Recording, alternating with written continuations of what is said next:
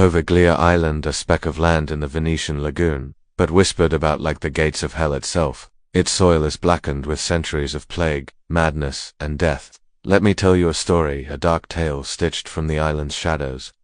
Long ago, when the Black Death swept across Europe, Venice used Poveglia as its graveyard. Barges crammed with the sick were ferried there, dumped like refuse upon the cursed ground.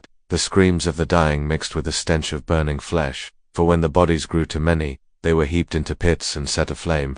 Even the earth turned to ash. Some say half of the island's soil is human remains. But the darkness didn't end with the plague.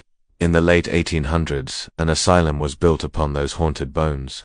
The doctors claimed it was for the insane, but the patients knew better. They spoke of shadows crawling along the walls, voices whispering from the plague pits. The head physician dismissed it as madness until he too began to hear them. Driven to obsession, he began his ghastly experiments. He drilled holes in skulls and strapped patients to iron tables in the bell tower. Their screams carried across the lagoon like funeral bells, but Venice pretended not to hear. The doctor swore the island's ghosts were inside his patients, and he was cutting them free. Then one night, the voices turned on him. They dragged him up the bell tower steps, his own patients watching in silence. Some say he leaped from the tower in despair.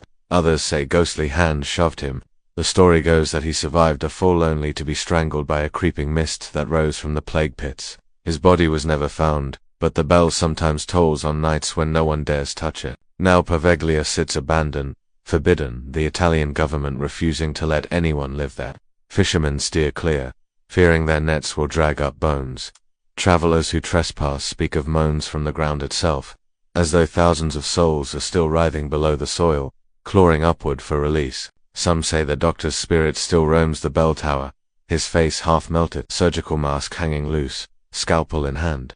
Others claim that if you stand in the courtyard at night, you'll feel hands brush your skin, not one or two, but hundreds, as if the forgotten dead are welcoming you into their kingdom. They call it the island of no return, and perhaps that's the craziest, darkest truth of all. Once you set foot on Poveglia, part of you never leaves.